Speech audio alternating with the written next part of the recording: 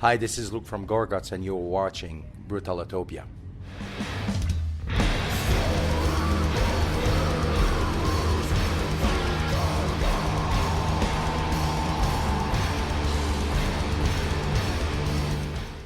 Hey guys, this is Mick, and of course my friend Durf here from Brutalitopia in Chicago, of course, our normal stomping grounds. We are at the Cobra Lounge tonight, of course here with Luc Lemay from Gorguts here. Luc, thank you so much for taking the time to do this with us. So obviously Gorguts making a big reemergence in the metal scene lately. Just kind of your thoughts on the current tour, being back out on the road and everything, and how it's been going for you so far in the tour. It's amazing. It's great. The fans are lovely, amazing, great audience. The camaraderie amongst the band, Nero de Marte and Origin, which we already knew well, it's perfect. It's very, very good, and it's cool because it's the first time in the band's history also that we perform a whole record. As a set list. So and since the beginning of this tour, we've been performing Colored Sand entirely. Right. So it's a lot of fun. Sure. A lot of fun. Yeah. So no, I couldn't be happier. On that note about, or did you have something? No, go for it. On that note of Colored Sands, your guys' new album coming out, obviously I'm sure you guys have heard a lot of reception about it, how people have received it, what they like, don't like about it. What has been the overall impression that you've gotten from what people think of the new record? It's been overwhelmingly, can we say that? Yes. Yeah. Positive. It's great. It's great. The fans are very enthusiastic and generous, and for their showing their love for the band and everything. All the comments we get on our site and everything. I'm very happy. I could never thank people enough. How can I say that? To be available for us after all those years, without releasing anything, and it's so great to come back on stage and share with them new compositions.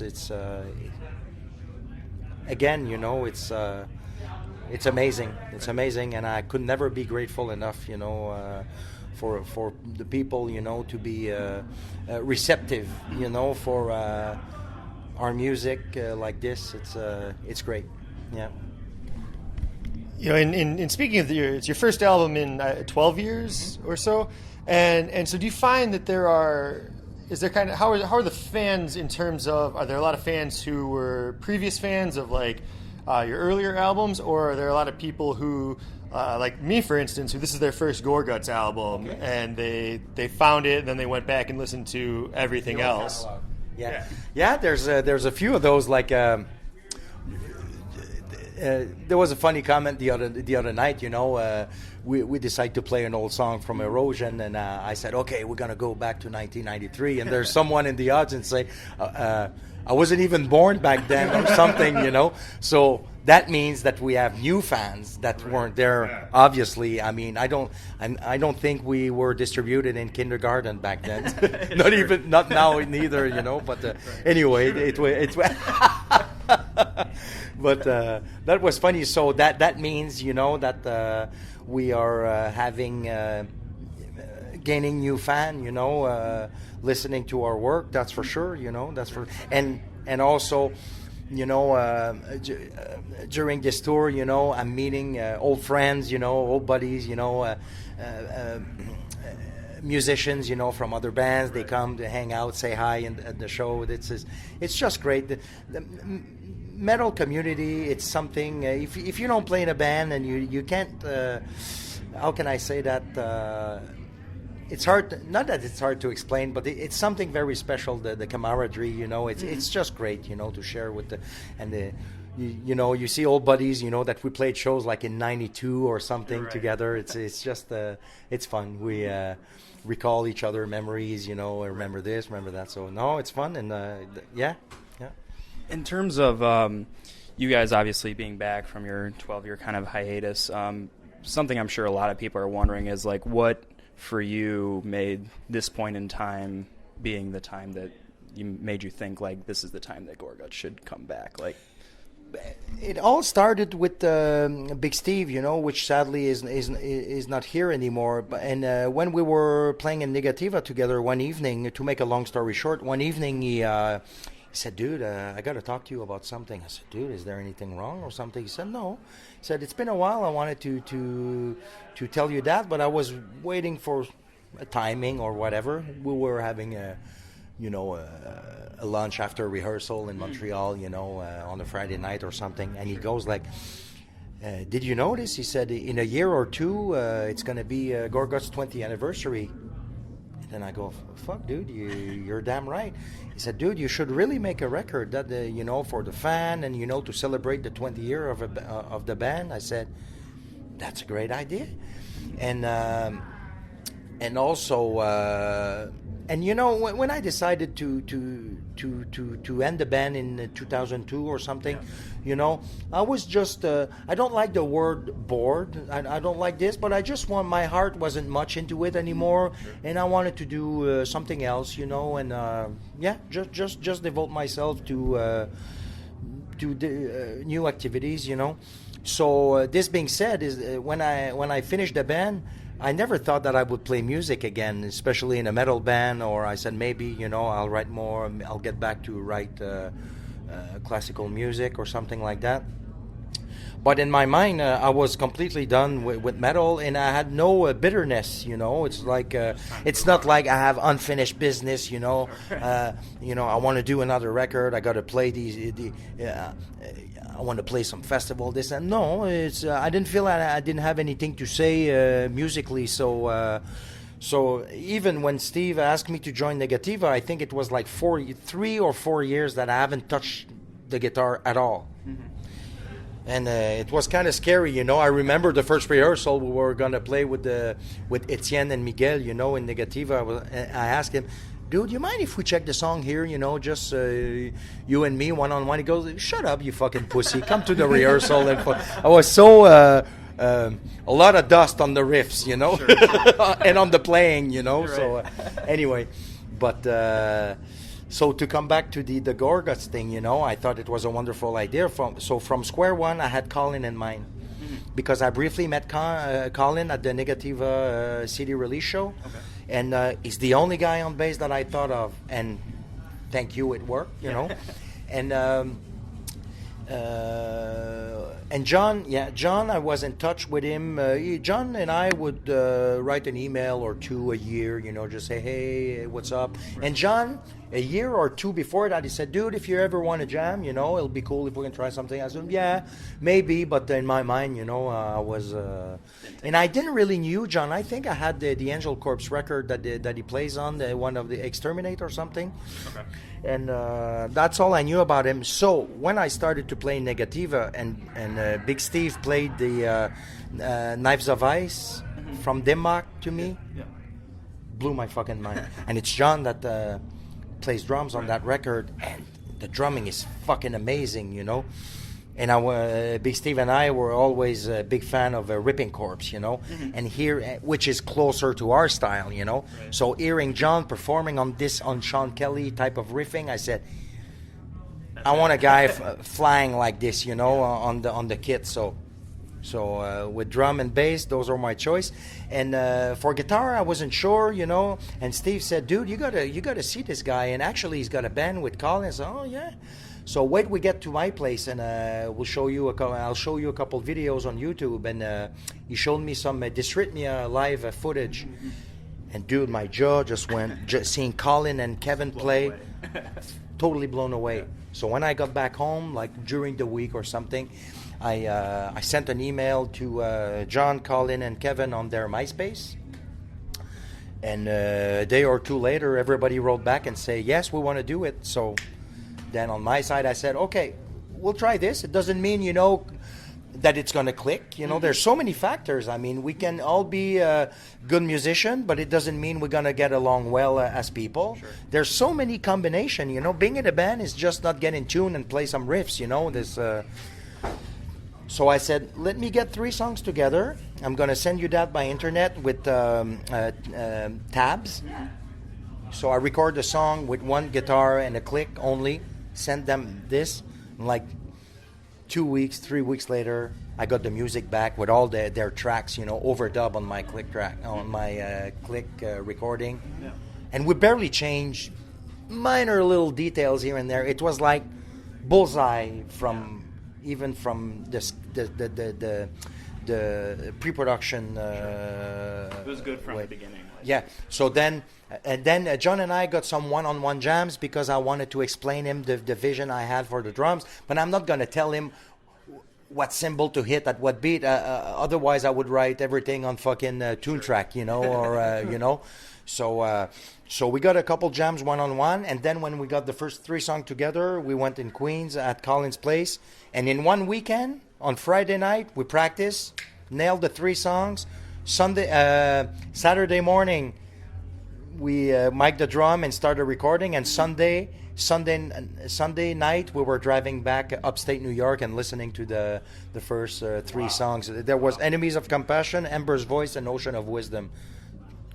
Completely tracked, overdubbed, everything beside vocals, and it's pretty close to the record.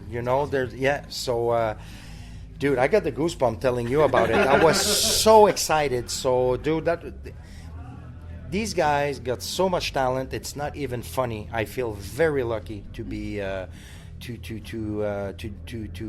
write music with them. It was like we played together for fucking 10 years, even at the first rehearsal when we get together. So it's fucking awesome, man. Art is great for that, when so imagine people that they don't really know each other. Oh, there's this good director of photography. This guy wrote a wonderful script, and this guy is a great actor.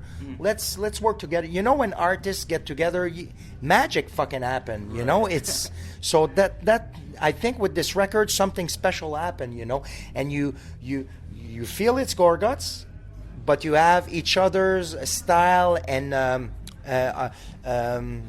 artistic language, identity, which is very, very strong in the writing, So it's fucking happy, man. That's great. Want to see a happy man? I'm happy, man. That's just fucking killer, man. Like I also have chills just hearing you talk about that because it's very cool, and it also feeds into. I mean, when you released the last Gorguts record, I mean, there really wasn't. I mean, the internet wasn't what it is now. There was no way to kind of do that. Like you had to be together writing stuff. That's a monster of a tool, also. Right. Because I was in Quebec, writing music in my little office. Sent a PDF with a very sketchy MP3, and we wrote a fucking record this way, And when we got together, it was we're stoked to be together. So and it's very productive. So way to go. We don't need to live neighbors, and jam 5 days a week. Back in the days, it was unconceivable, that this guy. Even when Steve McDonald left the band for a while and he didn't play on Obscura, and he wrote the whole record and was like, back then we weren't in the mood that this guy can jump in the bus and come play. It's like we need to be together, but not at all. Right. But my vision changed so much. From and internet is there for downloading. No, we're not gonna get into this, but it's an amazing tool for to make art. And be in contact. Exactly. To make projects with different artists which live now with fucking internet, a guy from New York City can make a record with a drummer in fucking Finland and a singer from Mexico, really. Whatever, Yeah. And it's that band. Yeah. We can say their name. No, I'm kidding. It's Furnace Lamp. There you go. In terms of Colored Sands, more specifically, kind of stylistically, more so about the album itself, what do you feel, what it really excites you about this album as opposed to any of your previous albums, other than that it's like the newest one? Mm-hmm. It's the first record that, how can I say that? We said it was finished when it was finished. There was like no, dude, it got to be finished in 2 weeks, and my lyrics aren't done in this song or whatever. No, I took my time, and when I was happy, let's say with the lyrics for this song, I mean, I'm not going to record it if I'm not happy or cut round corners. Not at all. Even with the layout, it's been a very long process, because also because of the lyrics, I had to educate myself on the topic. Right. Since it's a concept record on Tibet. Never went to Tibet. I don't know any Tibetan person.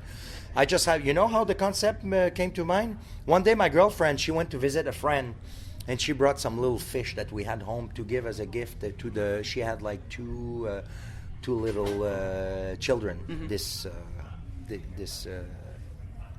friend. Yeah. And the kid were so happy, oh, mommy, we got those kids. So, okay, you're going to thank her, for bringing the fish. So they took their coloring book and they colored mandalas. Interesting. Yeah. Wow. And then my girlfriend came home and said, oh, that's so cute. I brought some fish, the fishes to my friends' children. And they gave me, they colored mandalas, I said, what? Mandalas? What is that? Those Tibetan thing, and I said, oh, that's interesting. So I get on the net, check what it is. Whoa. And on YouTube, you see monks, drawing mandalas, with colored sands, on the floor. And it really picked my attention, So right there, I said, I'm going to talk about this on the record. So first I wanted to do the record. The first song would be like when they get their knees on the ground, when the first grain of sand hit the ground. And the last song would be when they dismantle it and put it in the water, But that was really ambitious, And sometimes you're like, yeah, sleeves up, bring it on, But once you start, you're like, yeah, maybe that's not it, So by reading this book, there was a chapter they were explaining, how they found the 14th Dalai Lama as a kid. And that was a wonderful story, Just to explain it shortly, you have those pilgrims, which are like undercover pilgrims, They look like, because there was like a Dalai Lama delegation or something, but they're just...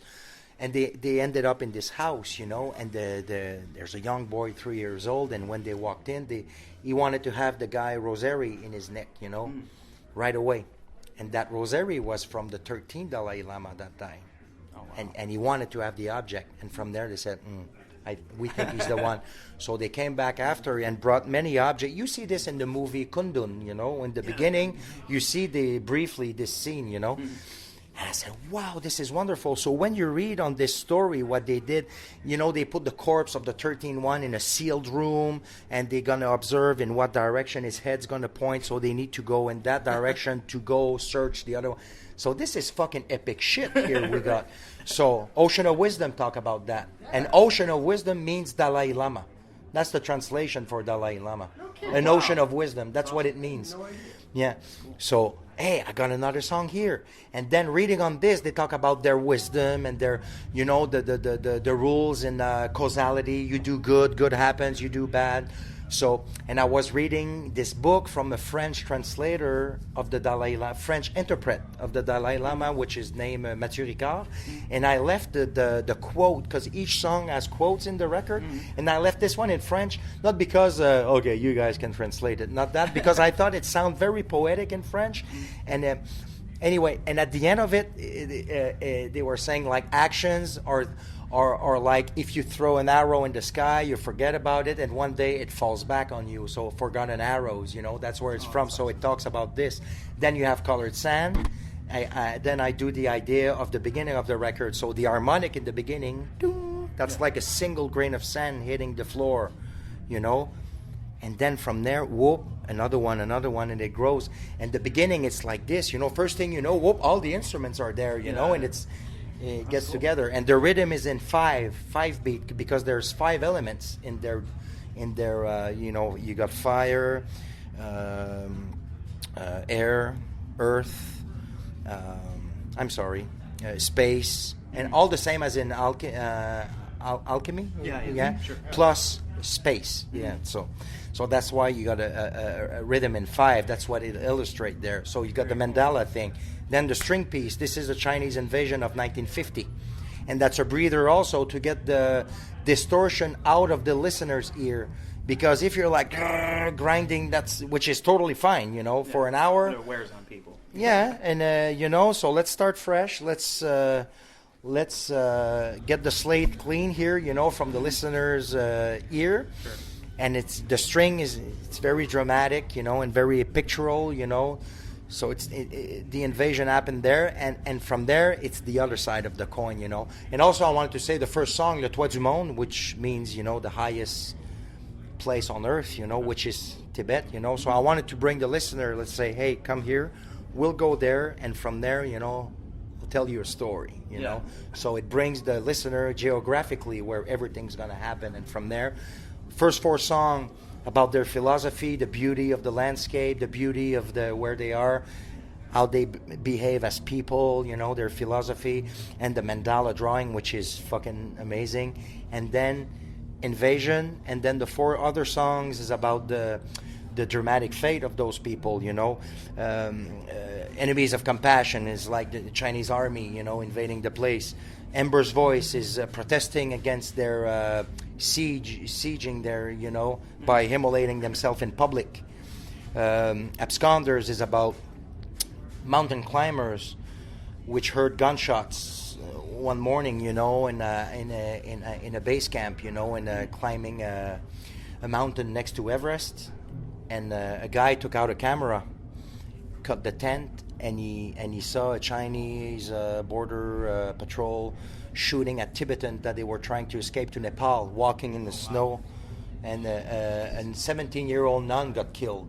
So it was like a murder on tape, They never apologize for that. They say, we need to protect our backs. Yeah, right. I mean, they're walking in shoes, So Right. Absconders is about that, And Reduced to Silence is about questioning the nonviolence philosophy.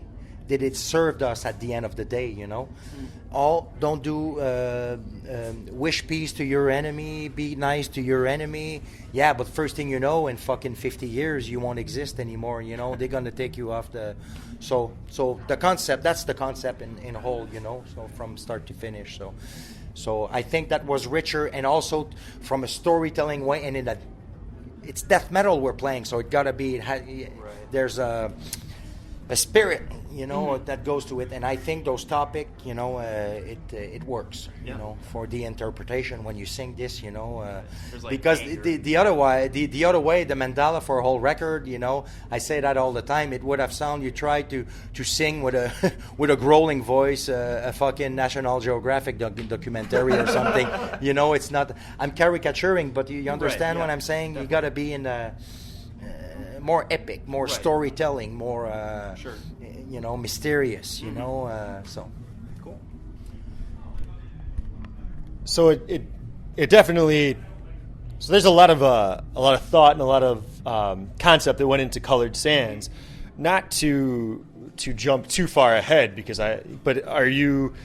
If there were to be another Gorguts record, would it require this same level of inspiration and thought, or have you guys already talked about doing something next? Oh, yeah, for sure. I have an idea of what I want to do next. But lyric-wise, lyrics, it's always been a drag for me because music, I'm more a composer than even a guitar player or a poet, Just kind of thinking about the overall kind Exactly. I like the whole thing, but if I have to choose, it's writing music that I like. And performing live, don't get me wrong, I love this. But me, it's the writing music and hearing it finish. That's where I get my fix, So does that? So just to throw something crazy out there, would you be interested in a completely instrumental Gorguts album? I would love to. Yeah. Of course, I would love to. Why not? But also, I like I like singing. But this being said, writing lyrics for the first 4 record, it's always been a drag, and it's tough for me. First, I'm French, and writing poetry in a language which is not your own, and trying to do something second, third degree. Yes, it's challenging. I like challenge, but it's not something that turns me on to write poetry. If I would not play music, I wouldn't write words for the sake of writing poems. I do it because we need lyrics in the music. But this being said, with this record, it was the first time that I waited to have all the music completed, so I can only focus on reading books and just write the lyrics, because music was finished. Okay, so now I spent like over a year just sitting down, thinking about words, telling a story, you know. So I found something that I found it more pleasant and interesting than I never ever had. So, but this being said, I like writing music. That's what I like most, you know. So, but for something I'd like to do next, you know, I'm a big Deathspell Omega fan. You know, I like their EPs like Chaining and what's the other one? Like Drought or something. Drought, but Drought is more like separate songs. We feel more, but the one Mass Grave Aesthetic, which is like 25-minute song, but my favorite one is Chaining. You know, in this style. So that's a form that I really, really, really like, and we never made an EP. So I would like to make an EP and make like a 30-minute song, you know. So that would be a cool formula, because we always made full length, which is great, you know. But I like, let's say you're a movie maker, you know, short films. They have something that how do you call them? The longer film. I'm sorry. You know, if you do a 2-hour story, it's not like you tell a story in 15 minutes. Right. You know, slightly different. Yeah. So it's a different, exactly. It's a different task. It's a different approach, you know, to the craft and everything. So I think making EPs, it's like you write novels, little novels, and you write a book, 800 pages. It's a different way to approach and you're still writing, you're still telling a story. So for composition, seeing this, okay, just one song, 30 minutes, it's like those Penderecki symphonies, which are about always 30 minutes concerto with all connected together, you know. So that's what I'd like to do next. Cool. Yeah, don't know when, but that's the goal. Yeah. For you, in terms of, I know when we interview a lot of bands that are kind of newer in the scene, and we ask about like their influences, you know, what inspires them to make music, like what bands in particular, like they, you know, say bands like Gorguts or like some of those older death metal bands. For you, what really was the inspiration for you, like either band-wise or a certain type of music that, you know, culminated into what became Gorguts? Like what band? In the very beginning, it was Scream Bloody Gore. Okay. When I heard, I was already a fan of Possessed and Hellhammer, you know, Possessed, Seven Churches, you know. So Scream Bloody Gore was like a more brutal version of Possessed. You know, the voice was close to Jeff Becerra, you know, and everything. So, but that's the record, Scream Bloody Gore, and that's what made me buy my first electric guitar, and I wanted to sing and play death metal like Chuck. That's awesome. Yeah, that's the one. And from there, you know, Morbid Angel, Carcass. What was I listening to a lot? Was not much into thrash. I mean, I like Testament and those bands, you know. But more kind of the death metal. It's the death metal aesthetic, you know, that I always had the first place. Then I discovered later the Neurosis scene, so to speak, you know, this sound like that Neurosis brought maybe with the before Given the Rising and Times of Grace. Times of Grace is my favorite one, you know. Then I remember having Times of Grace when it came out, but didn't do much. But now it's like one of my favorite record ever, you know. So you know, and there's different style, you know, that came in the way, you know, that influenced, like I was saying earlier, like on Colored Sand. What really influenced me also for the fact of performing the whole record live is when I saw Porcupine Tree playing The Incident live. Yeah. I was like, wow. Blew my fucking mind. Right. So I said, I'd love to write a record which we can play the whole thing live. So that's why I Colored Sand. That was a great inspiration. Mm-hmm. Yeah. So to get it more proggy. Yeah, sure. Yeah. anything else? Yeah. You mentioned, you mentioned listening to Carcass, and you guys were just announced you're going to be touring North America with Carcass, which color us both super excited to see. Have you been in contact with any of the guys from Carcass in terms of they just released a new album this year as well, and it was their first after a long hiatus? So did you guys kind of share any sort of? I mean, I got to meet Jeff Walker for the first time when we played in Calgary. They were playing the next day, and we shared for a bit, But we didn't really talk about the fact that we were both, for some reason, both of our records were mentioned often because we both, like you said, took a long break, And no, but we didn't share on this. No. Have you listened to the new Carcass album? Oh yeah, I have it. Yeah, it's pretty fucking great. It's great. I love it. Yeah.